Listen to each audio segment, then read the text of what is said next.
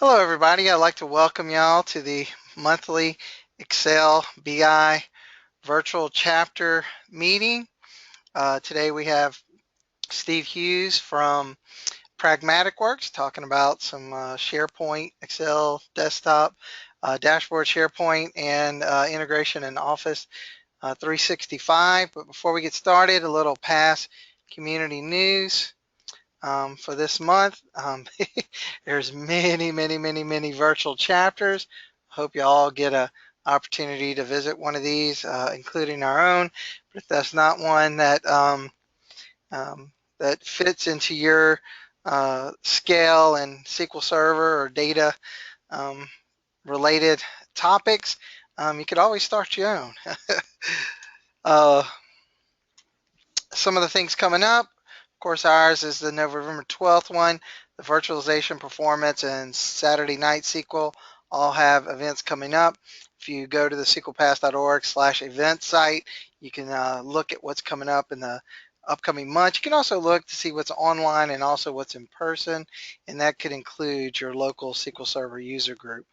Of course, SQL Saturdays happen practically every Saturday all year long here in America as well as internationally.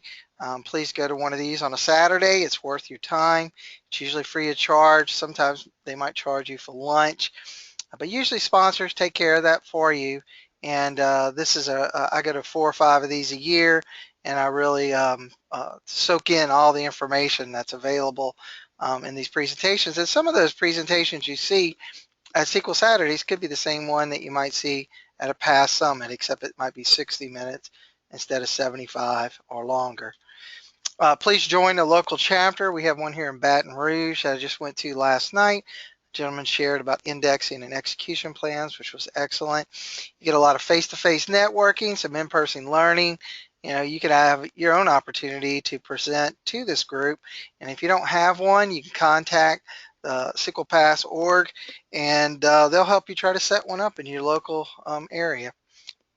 Don't forget the PASS Business Analytics Conference will be coming up next year, first week of May in 2016.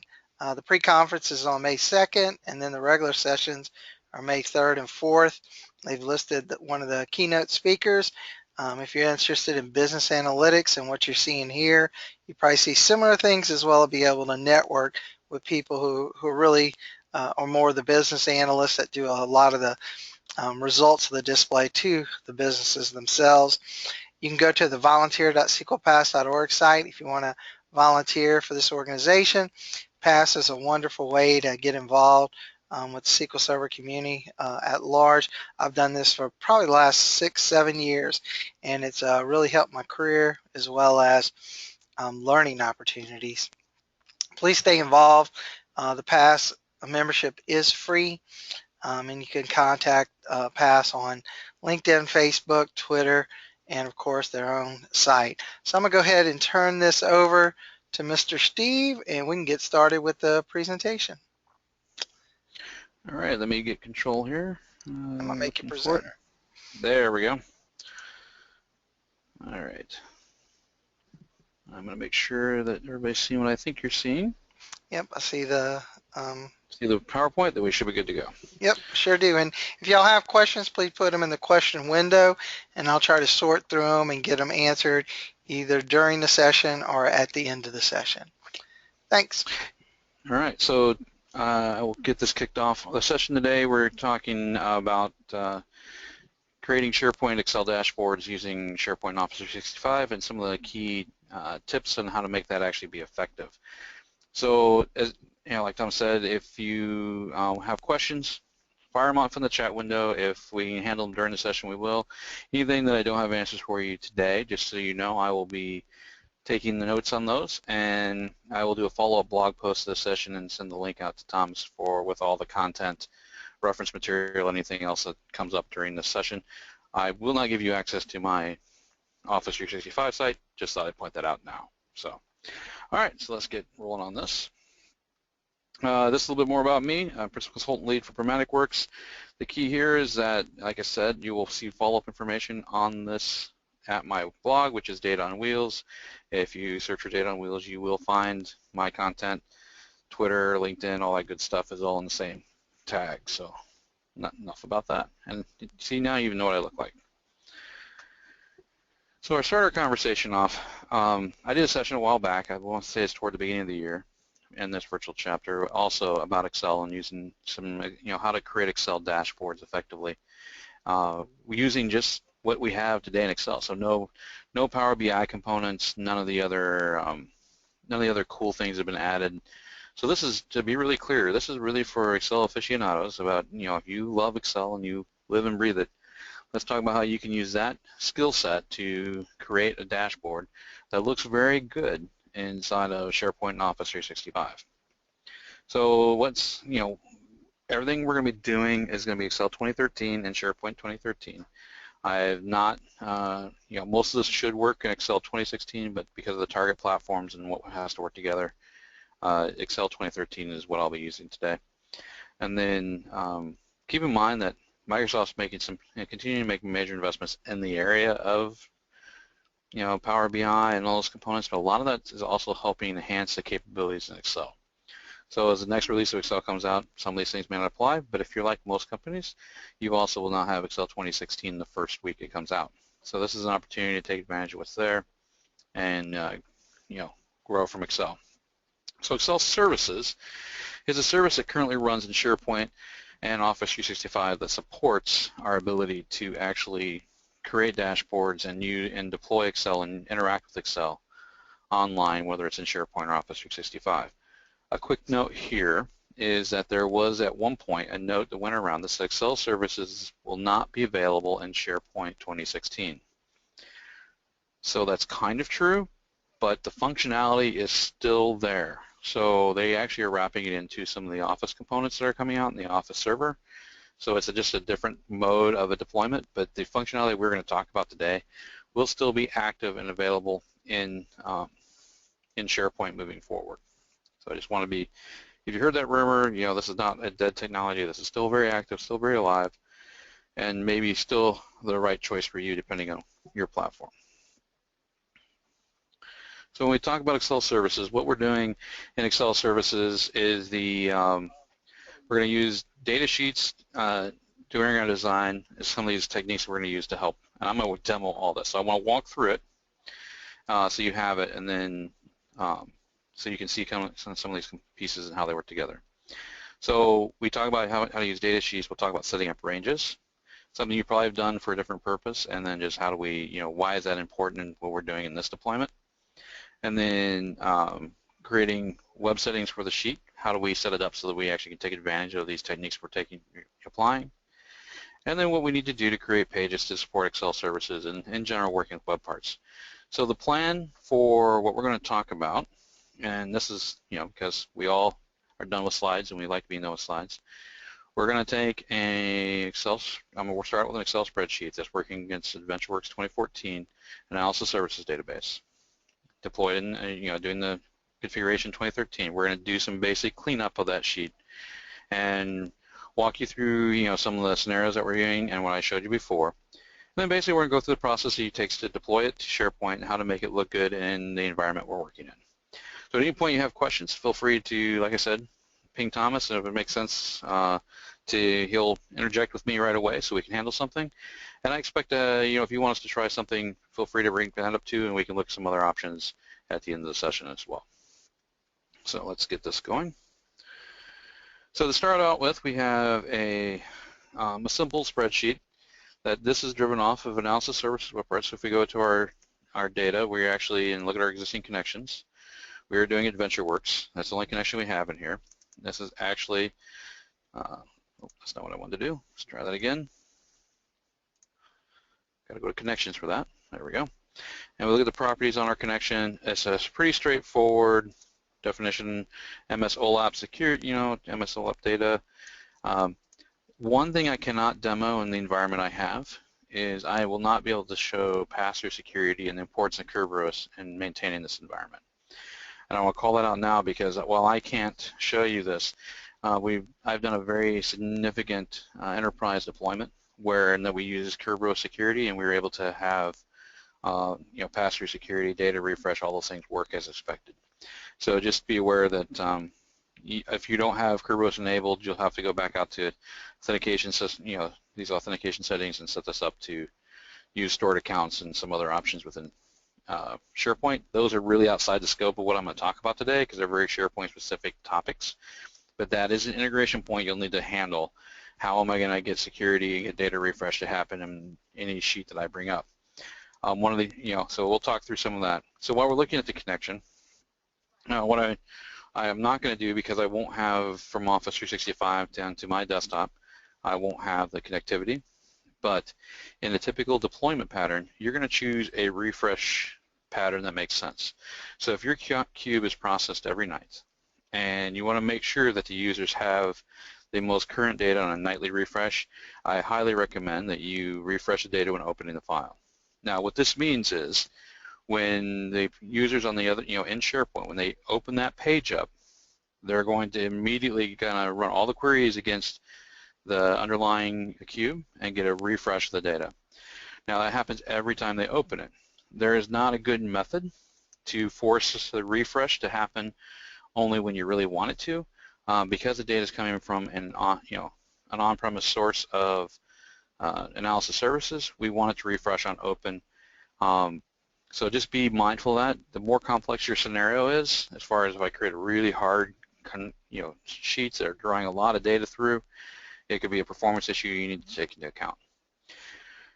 If you're refreshing more frequently on your data, you may choose to actually pick a refresh rate during the time, so when it's open, it will refresh. Now, I would recommend in this scenario, even with this scenario enabled, where you're refreshing every 60 minutes, I would always also refresh on open.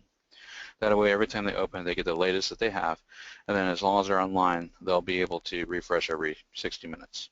So that's some components on data refresh, just talking through some options there for you. And keep in mind, the focus on this is not to hand a spreadsheet off to somebody via file share. We're actually going to enable this to be a dashboard inside of SharePoint or Office 365, in which case you need to handle both these refresh rates accordingly. All right, so let's move to the next piece. So we've connected to our data source. I've created this really nice interactive system now that, one of the things that we will find is I will not be able to interact with this data once I deploy it, but you will not lose this functionality as long as you are connected to the database. Because every time it does this, it goes out and refresh a query. Now, we can get around that if we were using a Power Pivot data source that was actually deployed to the environment. But I want to talk, just make sure you understand all the pieces that are here. So we got a couple charts here, a pivot table down here with some KPIs and some highlighted colors, things to help us understand how the data is laid out. These are just examples of ways we can illustrate the data. And so we've created this dashboard. We're really happy with what we have. And then we go, all right, so I'm going to deploy this. There's a few things we're going to do that we need to do to this spreadsheet to clean it up and make it ready for deployment as a dashboard. The key here is I can deploy this as a workbook right now. And that's fine, but I don't want to, that's not my goal. My goal is not to publish an Excel workbook and have people interact with it like it's a workbook. My goal is to publish this and have them not know that they're touching Excel unless they have done design work and they know what they're getting. So let's look at how we can take care of doing that. So a couple pieces. First thing you'll notice that we have things like columns here and cells where we actually are referring to another sheet. We have a data sheet in place, and the reason we have a data sheet is you'll see here we have a cube value function. That cube value function actually queries a cube for data, allows us to do some creative design, like you're seeing here. So in all of my dashboard work that I do for customers, we always have a data sheet. Now, what you typically do is you would say, all right, we don't want to show this, so let's hide the sheet. Okay, that's really great, except for from a design standpoint. Now I'm irritated because I can't find the sheet I'm looking for. So that's not a good option. Now I got to go unhide my sheet. Let's see here. As soon as I figure out how to, there we go. Unhide. So now I've unhid that sheet. So now we know from a design standpoint I'm going to have both of these open. All right, so what we're going to target to deploy is this set of data right here. We want that to be our dashboard and only that. So let's walk through the rest of the cleanup. I'm going to do this sheet to make it ready to go. The first thing I'm going to do is go up to View tab, and I'm going to turn off grid lines, headings, and formula bar. Already you start to notice that the whole environment is cleaned up and looks much better. If I were to deploy this as is, it would still have the tabs at the bottom and still have a ribbon and still look like Excel. So that still doesn't meet my final need. What I really want to do is take this and do some more with it. While we're here, let's enhance this a little bit. Let's go ahead and add some background color to this because it'd look good. So we'll go in here and we're going to put this in a light gray. All right. Oh, look at that. Let's make this transparent. So what we're going to do here is we're going to go into this color, and it's not what I wanted to do. I want format chart area, chart options, the fill in my chart. I want it to have no fill. Say OK. So now I've got this, a little more elegant looking solution. I can't quite do the same thing with slicers. I can go in the options there, and I can make some changes. Maybe make it gray so it blends in a little bit more. I kind of like the yellow. You can customize this entirely. There is options here, and all this is supported in Excel services. So you just got to be careful what you want to do there. Now, you notice when I changed that background, I also lost my capability here. So we'll go back and fix that. These are some of the design things you have to keep in mind as you're going through these pieces. So we'll do that, highlight that, and how about we just go ahead and highlight this bottom section. We'll make this a little bit different shade, because I want to mess with you on coloring. So we've done all this work, made our site look great. Okay, so we're just about ready to deploy. Keep in mind, if I deploy as is and I enter this into a web part, and we'll show you both scenarios. Actually, let's go ahead and save it. We'll do that right now. So part of this is showing the deployment. So I haven't changed some of the key components yet. So if we go out to SharePoint, or Office 365 in my case, let's find Office 365. I've updated this spreadsheet here. I am now going to create a new page to create my dashboard. So right now I'm in site contents on my home site. So what I want to do is go into site pages, and I'm going to create a new site page. Now I typically never use the new buttons here because they always go somewhere I don't want them to do, because I want to create a web part page. And that's very important. I want a web part page created. So I'm going to get this a great web part page. I'm going to call this the BI virtual chapter demo. And then I get to pick my layout here, and really, let's see. So we'll just go ahead and keep this, but you can see here we have a number of options, and it shows you the examples of what you can do. Let's go with, I think, let's just do the right column with the body in the left there. Then you're going to pick the library you're going to create this in, and we're going to leave this in site assets. Actually, we're going to put this down in site pages, so it's in the same place that we started. So I'm going to create this page. And now I have this empty web part page. Okay, so the next thing we're going to do is we're going to just add a web part here, and we're going to put in essentially our header web part.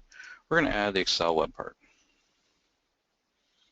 So we get into this piece here. You're going to find Excel services in business data. So this is Excel web access. So the web part you're looking for is called Excel web access. So we will add this web part. And now we have it. It's going to give us this great set of instructions and say, how do I connect this web part to a workbook? Click here to open our tool pane. That's what we're going to do.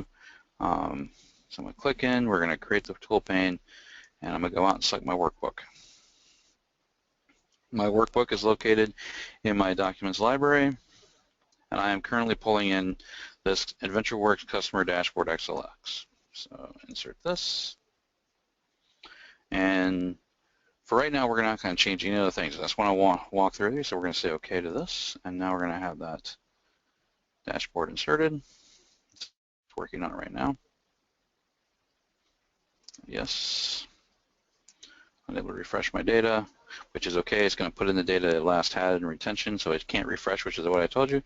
So now, let's stop editing this page, because I want to show you what the result looks like now, and then we're going to fix this result. That's the purpose of today, is how do I take what I'm working on and make it valuable, and what are some of the techniques I can use to solve this. So it's going to keep giving me this error because I can't refresh, but that's all right. Okay, so it's going to give me 2 errors. All right, so here we are. So right now, first thing you'll notice is, first of all, I got scroll bars on this. I think we can fix that by changing the size of my web part. Cool. I want to get rid of this header. I really don't need this link here. It doesn't do me any good. And my data page is still visible. I don't want people to have access to my data page. So let's start with the basics. Let's get the shape right for our web part. So if we edit the page, at this point the work we're doing is more related to SharePoint. So if I go and edit this part, as you can see, you don't have to worry about that error. It's just going to be embedded in that part. We want to eliminate the title bar because we don't need one. As a matter of fact, we're going to say no title bar. And so that's going to get rid of all the content that was up here. We also want to make sure that as we go down, I think we're all good there. So we want to go to appearance, see what this title is. It's going to want a title of some kind. So this is going to be Adventure Works. So rather than letting it set one, we'll take care of that for it. Now this is where it gets to be fun. I love this part because I don't really have a good answer because I'm not a SharePoint designer first. So it says, should this have a fixed height? Yes, it should. But 400 pixels, I don't even know what that is. But what I do know is that it should be in inches, probably around, let's go with 6 inches. And then we're going to fix the width too. We're going to do this in inches as well. And we're going to make this 10 inches. Now you notice I really did a lot of sophisticated work there, and we're going to take the Chrome, we're actually going to say none in the Chrome, and we're going to apply this change, and let's have a look at what it looks like now. Now I'm not going to worry about what's inside this so it'll error on the message. We just want to get the shape right for our data. So this looks better. All right, so let's go ahead and get through the errors here. All right, we're closer. Now you'll notice a couple things happen. One is that it started out scrolled down, which is not fun at all. So we'll talk about what happened there. And I've still got the scroll bars, and I'm still not wide enough. So let's make this a little wider. We definitely have the height right, but we need to take care of the width. So we'll go in. We're just going to make this 12 inches. Say OK. Say yes. OK. And our content looks like it fits in the space I've provided. So we're going to stop editing again. Let's see where we are in the design so far. Yeah. Okay. Okay. Now, this scroll down happens because at some point I put my cursor down there.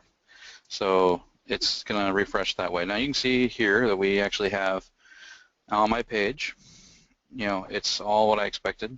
Those are the pieces. However, I still have a scroll bar that runs down the side, even though really I don't have any more data anywhere. And I'll tell you now, I'll give you the secret, it doesn't matter what you do, you'll never get rid of the scroll bar from in this view. And I still have the tabs and navigation down here for typical tab navigation within Excel. So we are now going to change this, and we're going to go back to Excel and work through some more changes to how to fix this. So the first thing we're going to fix is we're going to resolve the scroll bar issue.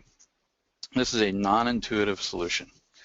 So if you're familiar with Excel, which most of you probably are, then we are going to actually create a range.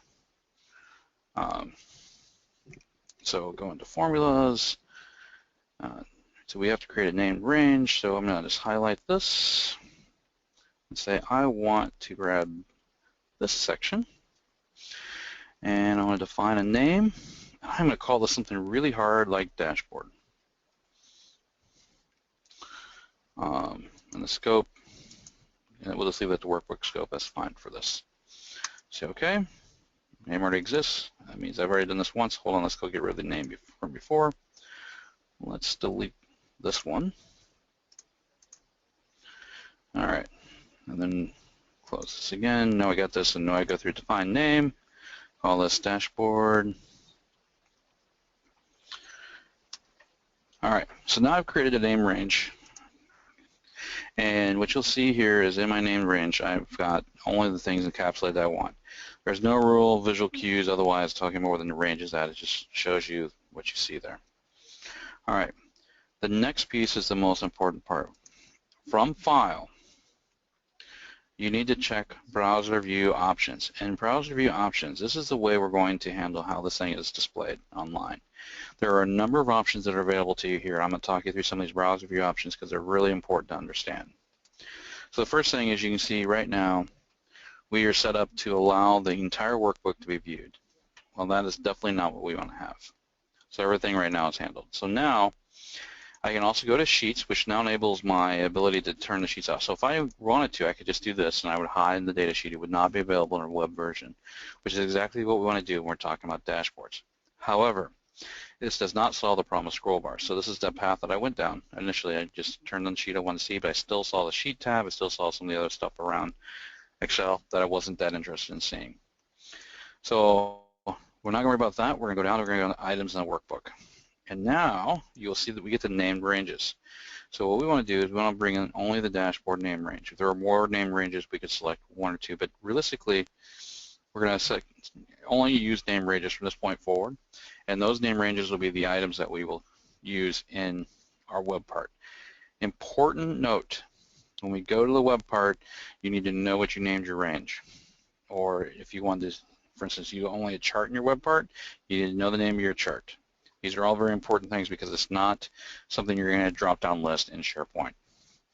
So now we've selected our name range. Well, I want to talk about parameters. We're not using parameters, but you are able to actually add parameters you can pass into this. One of the ways that we leverage parameters in our solutions is if we're trying to implement security, you can use this to pass some of that information around. If you need to, you can actually pass from a slicer independent of this, but typically everything you're doing on the Excel dashboard is self-contained. All the slicers, all those pieces are contained within the object. All right, so this is where we're picking the show. We say OK. Go back. So we've now set the range, and we told the system, we told Excel that when we use this in browser mode, they should only see the range. They should see nothing else. So if we save this, you see here that it's deploying out to SharePoint, and now we go back to SharePoint. And we're going to refresh our page, and you'll see that we actually will probably see nothing. Retry, go ahead, do your magic.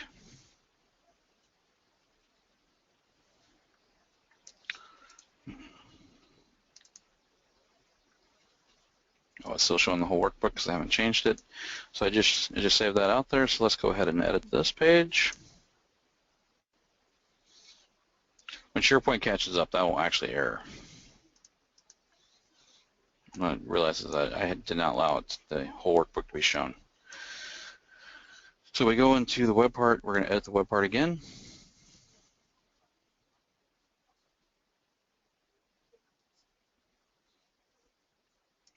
Scroll over. This is my favorite part. So when you go here, you know we saw a nice list. I go here, what it gives me is a dialog box. Really not helpful, but since we're here, we'll go ahead and use dashboard. So we're going to say OK. Now we apply this change.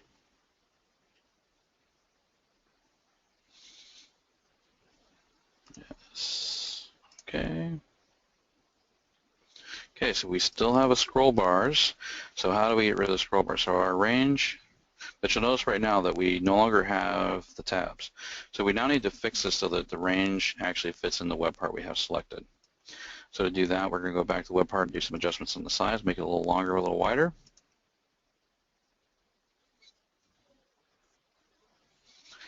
And so once again, that's under appearances, and we're going to make this 6.5 inches. So our goal right now, what we are doing is we're doing a scenario where we want to get rid of the scroll bars because nobody wants to see scroll bars in this scenario.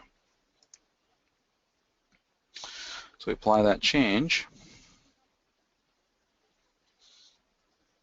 and you'll see no more scroll bars, which is what we were after. So if we go ahead and refresh this, and okay, I lied. I have one scroll bar. So I still need to go a little bit longer. For whatever reason, my range extends beyond what I expected it to be. And sometimes this happens because SharePoint Online or SharePoint actually does stuff to the sheet sizes that are unexpected to what we we're looking at. So, all right, so we should have, there we go, no scroll bars. Well, I said that already once. Let's go here. Enable the query. I'm used to getting instantaneous response. Well, now I think that I have my range set wrong. Let's go back to range because I shouldn't have this problem. Oh yeah, so I must have pulled the range way down here and it's pulling the size in. So let's go back one more time. You can see that we're getting a shorter and shorter scroll bar. And this is a typical trial and error scenario that I go through because for whatever reason I don't see a really good measuring technique, and then maybe it's because I'm not a web designer. I do have white space next to the other as well, so we don't need that right now. What we need to do is go down here, appearance, and it would help if I change the height, for instance. So if we just go 8, and that's why I grew this without meaning to, and we apply both of those. I just, when I just change things for fun all the time, so. And there we go. Now, I have a background on mine. Depending on what your background is, you can tighten this up. A little bit of trial and error, you can get this edge right to the edge before it flips into a scroll bar. Now, something to be aware of is if I shrink it, it also shrinks, with the scroll bars we want are these scroll bars on an IE. We don't want scroll bars internally. So let's stop editing real quick so you can see what this page looks like.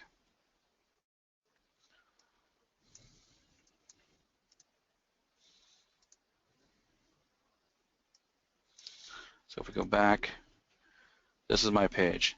At this point right now, the way this is set up, with the exception of the fact I'm a little wider than I expect it to be, this is the beginning of a full dashboard running inside of using Excel running inside of SharePoint. Because if we actually flip the browse over, so I don't see the ribbon, so now I get my virtual demo, this is my site, that's my web part I have. Now, typically in scenarios that we use, we often will do things like we may remove the header off of here, put the header actually into a web part to make it cleaner, and only have the content here. You can actually pull out just like a chart. You saw how that was an option you could use as a item we can expose. So you can do any of those type of things to put the data on here. The key here is that as you filter, and I won't be able to filter because it's going to try to do data refresh, which you can't do. Typically this will all change and match. Now there's a few odd things. Working with a drop down on, I'd have to actually expand it ahead of time. This will actually extend potentially beyond and initiate a new scroll bar, just so you're aware. So depending on what you're doing with a pivot table, I often make the argument you may or may not find the need to actually use a pivot table in this scenario. If you do, plan for either extra long space, maybe highlight your color in the background on your sheet a little bit more. There's some other options around that to make sure that you have this set up correctly so it actually displays the way you want to. There are a lot of tweaking that goes on between the range size and the web part properties in order to make this whole view successful as you move forward. All right. And I think that is the bulk of the demo. So I'm going to stop here. And just, are there questions that, something else you want to see in relation to this before I wrap up on kind of some of the limitations around Excel services and the capability there? Hey, Steve, there are 2 questions. Okay. One of them says, any example to take parameters from SharePoint pass to Excel sheet? Yes. All right, so that's going to be, okay, we're going to use the education slicer for this. Now I'm going outside of my prepared demo, so if everybody will be patient with me, I am going to work on getting that enabled. So first thing we're going to do is go back out to our sheet, and we are going to, now we're going to pass in this content from SharePoint, and I'm going to do it in a text filter, so it's not going to be very sophisticated, but it's going to show you the pattern. So if we go into Excel, we actually need to make sure that we set up the parameter correctly. So we go to Browser View Options, go to Parameters, we add a parameter. We're going to add the parameter called Slicer Education. Now this is the way I recommend you do all this. A very important thing to note is I can put this slicer onto the data page. the one that we hid, and still pass to it, even though it's hidden. So demos are better than trying to talk through it. Let's go back real quick. We're going to go into our data. It's time to add a new slicer. Gotta grab something else real quick here. So it's easy for me to make a slicer real fast. So let's add a slicer on what do I have in here. I got education, so a lot of demographics. Go find some demographics information. There we go. So as you can see, this is just a typical cube. Let's add a background slicer for total children. Oh, that was not what I wanted to do. I want to add a slicer on that. Let's go here. Click total, add a slicer. There we go. So we're going to take this slicer. I know I'll put in this page. This is just to make this simple. I am going to take it off this page. Go to the data page. I'm going to add it here. Okay, so now I have this total children slicer on the back page, and this will not be visible based on our range. By the way, let's go ahead and expand a couple of these so it looks prettier. There we go. So we now have that in there. We're going to go to our browser view options. We're going to go to the parameters. We're going to say add a parameter. In this case, we're going to pick slicer total children because I think this is a more compelling scenario. And we're going to take that and we're going to go OK. And we're going to say OK again and save this out. So now it's uploading those changes to our SharePoint site. Now, I'm going to wire it up. Once again, it won't work as we'd like because it won't be able to do a data refresh, but I will get it wired up so you can see how that works. All right, so we need to do a couple things here. We're going to edit this page.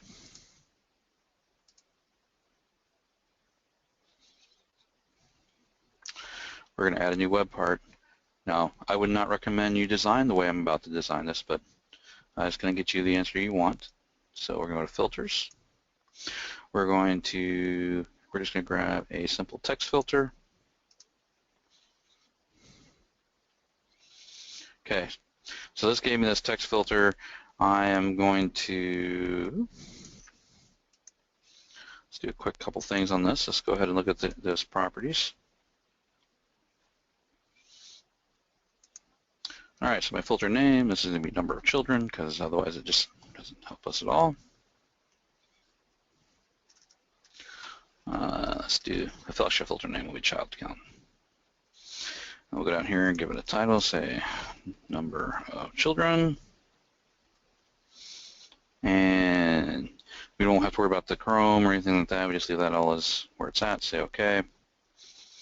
And all right, so now I have, let's just go ahead and look where we are on the page. So now I should have this big old monster text box I can add a number into, for instance, right? All right, so let's go back to editing. So now I have this filter out there. And what I need to do now is I need to connect it to my web service, my Excel web service component here. Let's go ahead and do this real quick, make sure we're seeing the data. All right. Now you notice that my data does extend beyond the range and I got no scroll bar because it passed beyond the range. So just be aware of that. Okay. So we're going to open the web part up and we're going to create connections. So this is a connection, send filter value to AdventureWorks. And what it's going to do now is it's going to interrogate the web part I have. And it's going, so we're going to choose a connection, which we already did, and we're going to configure, we're going to give the filter values from, that's correct. Or did I do that the wrong way?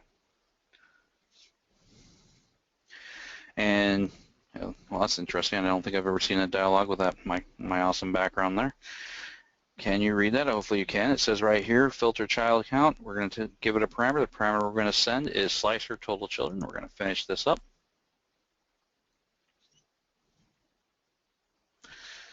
And we are going to, so now you can see it's sending the values. We're going to stop editing.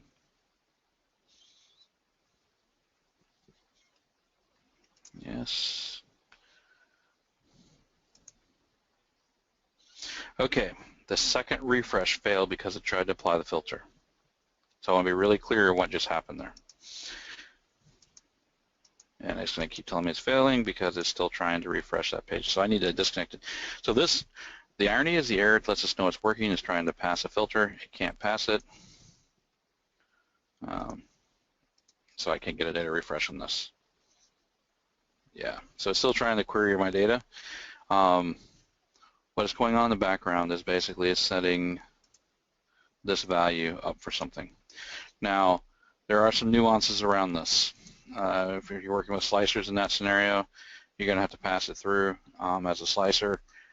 You're going to have some things like a non-answer is not supported, so you always have to pass a value. We found this to be a scenario where when we actually pass the credentials through for its background filtering by user, that when that happened, you actually would have to create a scenario where there was a bad entry and handle the bad entry and restate the slicer value.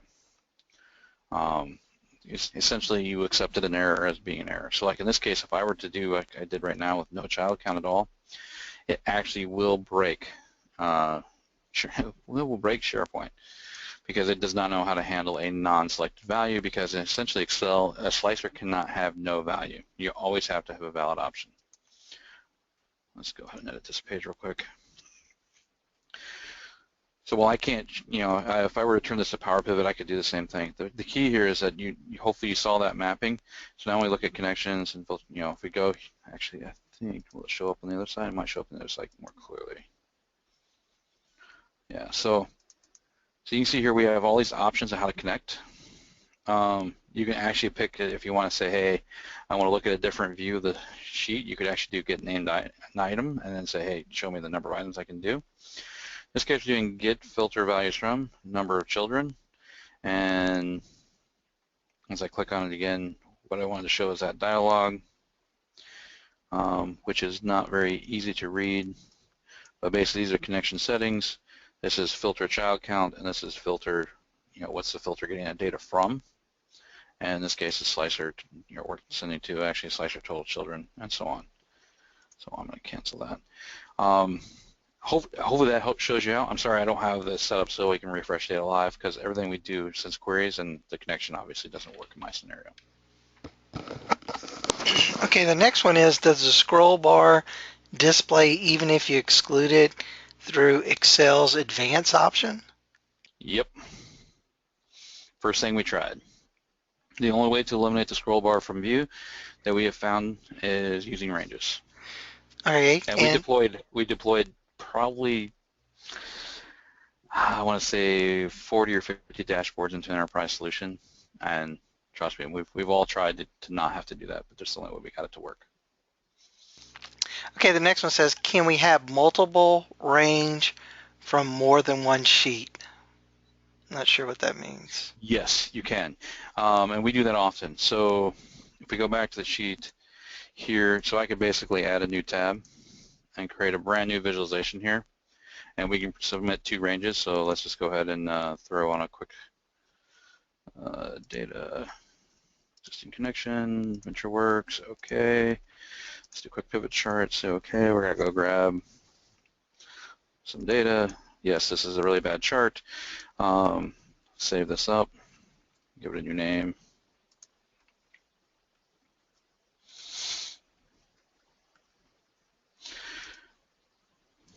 Create a new range.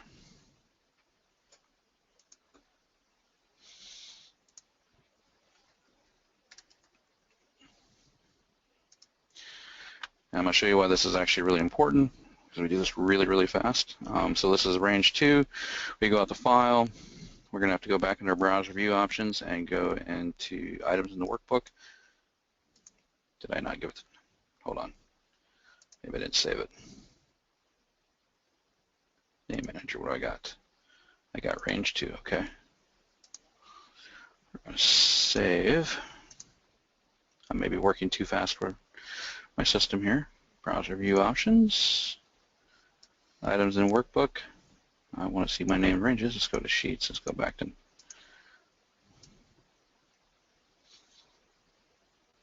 It's not refreshing that information for me.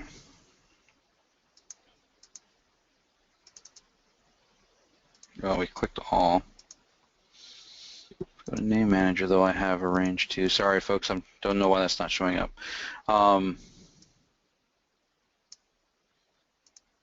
It should work. Let's just see. Let's go ahead and save it.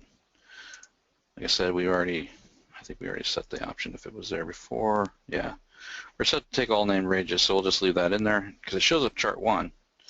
Oh, hold on. It's maybe something simply like there is more. It's more data here.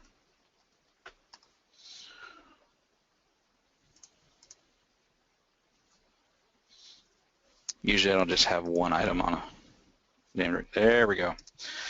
Yeah, so it just automatically said, there's only a chart on there. We're only going to give you a chart. So I had to add some other content.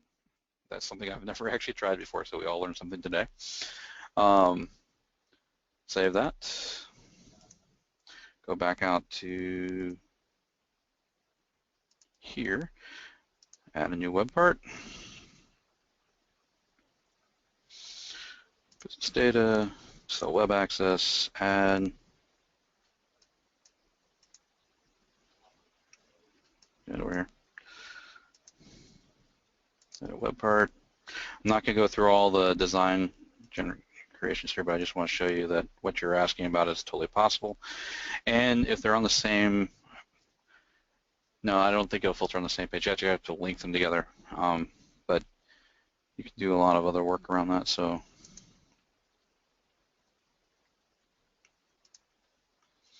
insert that.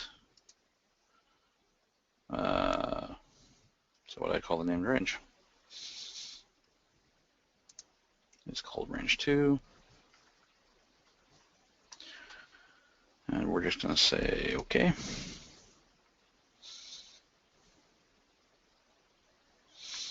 Yes. OK. So here's range 2. Data is there. This won't break because of the filter. Let me dump the filter real quick so we can all see that. Connections. Let's get rid of the connection. So the filter's not connected to anything. Stop. Remove connection. Okay. Okay. Stop editing. And so now you'll see that we have the data up here on the top and the data down here. It's basically two data sources. Not really two data. We're visualizing two different areas of the same spreadsheet. You can do the same thing with multiple spreadsheets. You can add additional sheets. You can have multiple ranges on one sheet. A lot of different options you have available to you from that regard. Okay, one last one is, do you need Office 365 or can you just use SharePoint to use these features? This feature is fully supported in SharePoint 2013. You can do it and probably do it in 2010. It will not be as elegant. So I'm using Excel 2013 with SharePoint 2013. All works the same. We've deployed to multiple customers using the same technique. All right, and that's it other than one outside of what you just demonstrated. Which is? You want to go ahead and answer it? Or do you need to continue with something? Go ahead and answer, and I'll wrap up the last few pieces here. So. Okay, Microsoft now has Power BI, but they are not as feature parity yet with previous incarnations. Let's say we have an Excel spreadsheet tied to our internal SSAS tabular OLAP. Works fine internally. We want this to be available in cloud. Presumably, this will be capable in new Power BI and working in the future. In the meantime, can this be put in place like you have in this example and it still be able to get data from our internal SSAS server? I know Power BI we had to set up Analysis Services Connector to talk back to our internal SSAS server. Is that the same connector needed if we do this in Office 365? Hope this makes sense. It does make sense, and it's not the same connector. You will be looking for gateway. A data gateway is how you would connect to an on-premise server with the Excel components we're talking about. Power BI has a different set of, and it's definitely not as robust at the moment for its connectivity back to on-premise. but the pattern is still there. So to answer your question, you're looking for data gateway on Azure. That'll be how you move forward with that. So it's possible. The reason I can't set a data gateway up, just so everybody's clear on my demo, the reason I can't set it up is I would need to have my laptop in the Office 365 domain that I'm using.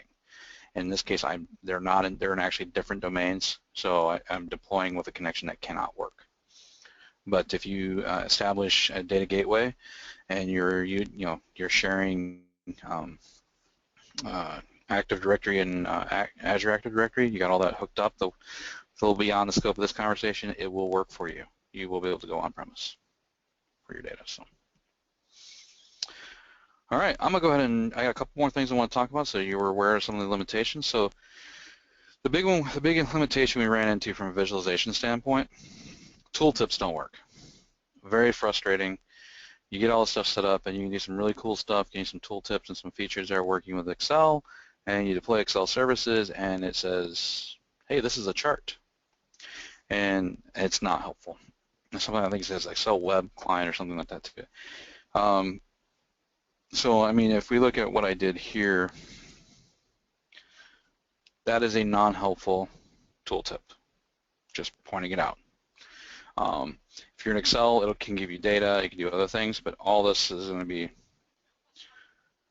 hey, look, there's a number, so it knows it's a number, that's just fine. But if I go to the chart, typically there's more stuff we can attach to these. It doesn't know what to do with it. So just be aware that that doesn't work. That's probably the biggest visualization problem we had. There are additional gaps within the functionality. Your two links here, so because I know how sometimes it takes, how you don't always get the links, you're going to search for unsupported features in Excel services. You're going to get two results. The first one you're going to look at is 2013, which is going to tell you all the things they've made work.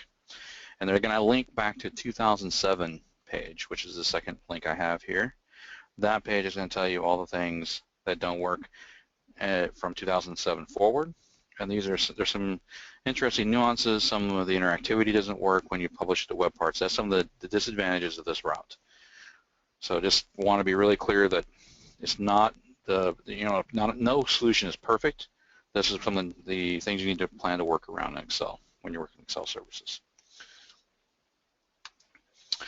And then for some wrap up, some additional thoughts. Works great with analysis services. It just does. Excel is designed to interact with Excel services really well. So you can take it, and if you have stuff you've been doing like that for a while, you can use some of these techniques I have here. You can go check out my blog. I have 30-some tips on some ways to visualize your data in Excel.